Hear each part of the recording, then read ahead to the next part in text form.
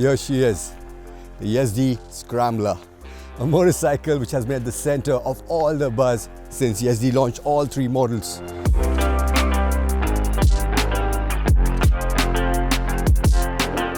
And to be honest, I was surprised because I thought it would be the Yezdi Adventure which would be stealing all the headlines given its versatility. But no, it was this one. And a lot of that had to do with the way it looks. And why not? It is a bloody good looking motorcycle.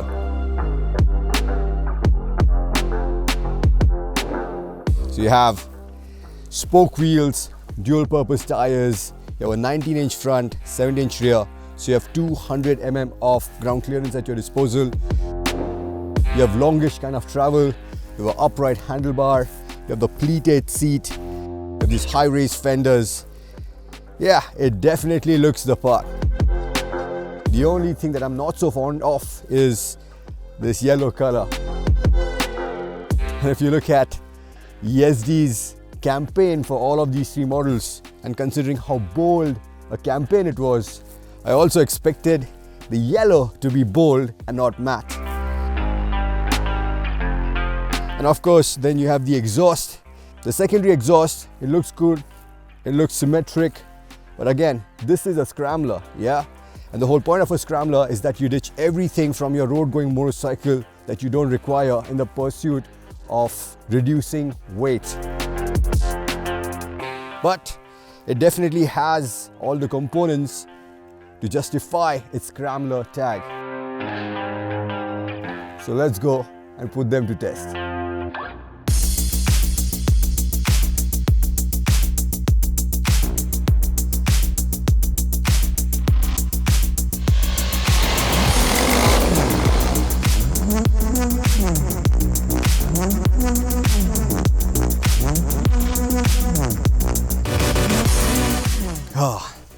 The most important ingredient that you're looking for in a scrambler, other than its ability to go off-road, is fun. And that's where the Yezdi Scrambler does really well. Now, despite running the same 334cc engine as the Adventure, the same exact gear ratio, the same final drive, this is a lot more engaging to ride because it makes more torque from 3000 to 6000 RPM. It's 6 kgs lighter and it's almost 60 mm, has a 60 mm shorter wheelbase compared to the Adventure. So the engine feels a lot more responsive.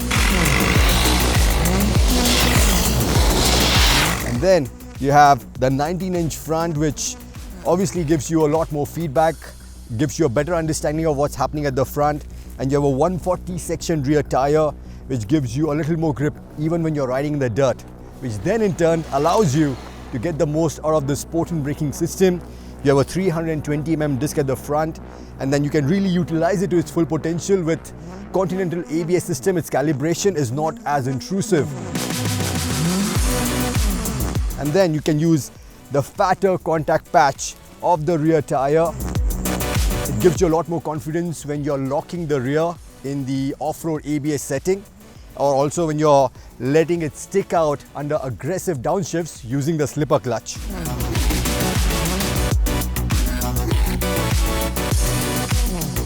So you're essentially looking at a package which is not only a lot more compact, but also is a lot more forgiving, a lot easier to ride off-road.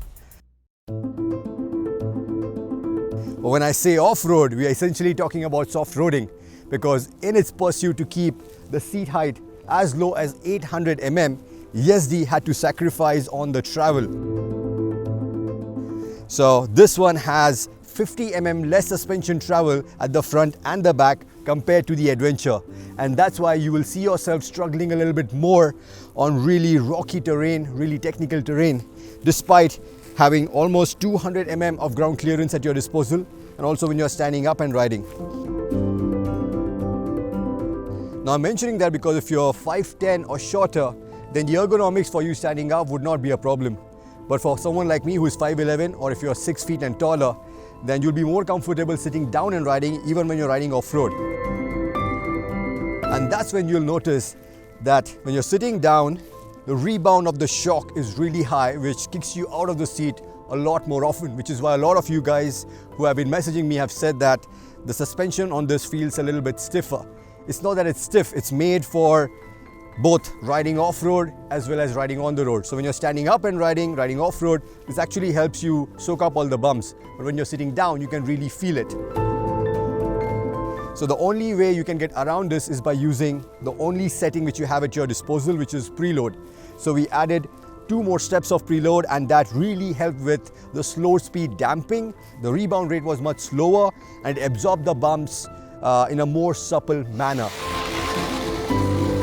But then again, when you're adding more preload, you're further reducing the limited travel that you have, restricting the Scrambler to just some fun soft roading and nothing serious we are planning to go off-road. This has a direct impact when you're riding this on the road as well, because just like on the adventure, the high-speed damping is not the best. So when you go and hit a pothole at really high speeds, you can see the suspension, you can see the impact really blow through the stroke.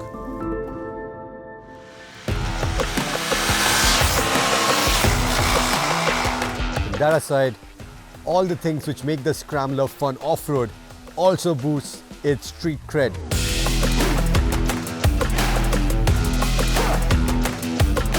So you have the tall upright handlebar, the short wheelbase, which makes it really agile, really quick on its feet, helps you to slice through traffic. It's quite light, it's quite compact at 182 kgs weight, which means it's very easy to move around in tight spaces. The turning radius is nice and short. The seat height at 800 mm is very approachable for new riders. And the seat itself is actually not just great to look at, but also very comfortable for the rider as well as the pillion. Also in terms of the riding ergonomics, this surprisingly felt a lot more accommodating for tall riders compared to the Yezdi Adventure. Even the clutch is nice and light to operate. The 6-speed transmission is smooth and slick to use. And on this one, in fact, you don't have to use it. You don't have to work the gearbox as much, because this one gets a little more torque lower down compared to the Adventure, yeah? Which also makes it more tractable. You can putter around the city, even in the 3rd gear, as long as you're keeping the engine above 3000 RPM.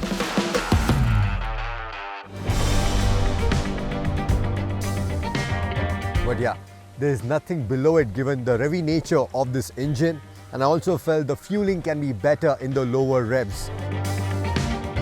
And along with the dollop of torque which comes in the mid-range, you also get vibes which creep in around 4500 RPM onto the pegs to start with, and then they move on to the tank as the revs climb. They're not as pronounced in the 5th and 6th gear, but yeah, just like the Yezdi Adventure, above 6000 RPM the engine gets really loud. There's a lot of mechanical clatter. And whatever it gains in the mid-range, it obviously loses out on the top. So it doesn't have the same top-end grunt as the Yezdi Adventure. And also it has a smaller tank, 12.5 liters, which will see you stop for refueling a lot more often if you're thinking long distances. In fact, from a touring perspective, you should also note that this one doesn't get the navigation pod or Bluetooth connectivity as the Yezdi Adventure. Also the instrument cluster, the font is again very small to read, just like on the Yezdi Adventure, and it's also hard to read in the afternoon when the sun is beating down on you. And it also doesn't get a main stand despite running tube type tires and spoked wheels. But to be fair, you can also argue that the Scrambler wasn't really designed for touring or even proper off-road. That's exactly where the Yezdi Adventure comes in. Heck, you can almost also say that the Scrambler was not designed for anything serious, but for a whole lot of light-hearted fun. And it definitely looks the part. It is an easy motorcycle to live with. It's beautiful to look at. It's very versatile, and also is a great option for someone to get introduced to riding off-road because it is light, it is compact, it is capable enough and is very easy to ride off-road, especially for a newcomer. And given its 2.07 lakh rupee price tag and the fact that it doesn't really have any competition other than the upcoming Royal Enfield Scram, I think it has the potential to do really well, provided Yezdi can make this engine even smoother and more refined.